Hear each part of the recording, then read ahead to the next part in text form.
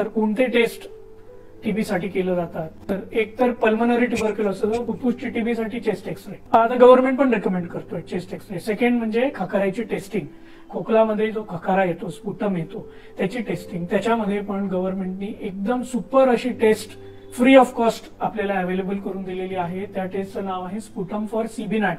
हा टेस्ट जो आहे प्रायव्हेटमध्ये जीन एक्सपर्ट म्हणतात आणि ती टेस्ट प्रायव्हेटला 2300 रुपये 2500 रुपये लागतात. तो गव्हर्नमेंट फ्री ऑफ कॉस्ट देतो आणि अतिशय परफेक्ट ही टेस्ट आहे.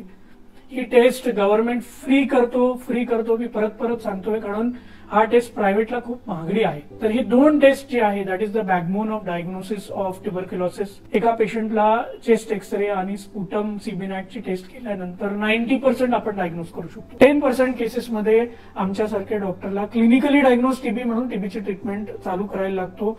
याच्यासाठी पेशंटच्या नातेवाईकांना आमच्यासारखा डॉक्टर भरपूर वेळ देतो, त्याला समजून सांगतो की बाबा टीबीची ट्रीटमेंट हा घातक नाहीये, टीबीची ट्रीटमेंट घेतल्याने काही नुकसान नाहीये, तर आपण छान असं फॉलोअप ठेवू शकतो. कारण टीबीच्या गोळ्या, टीबीची ट्रीटमेंट चालू केल्यानंतर त्याचे काही दुष्परिणाम असतात.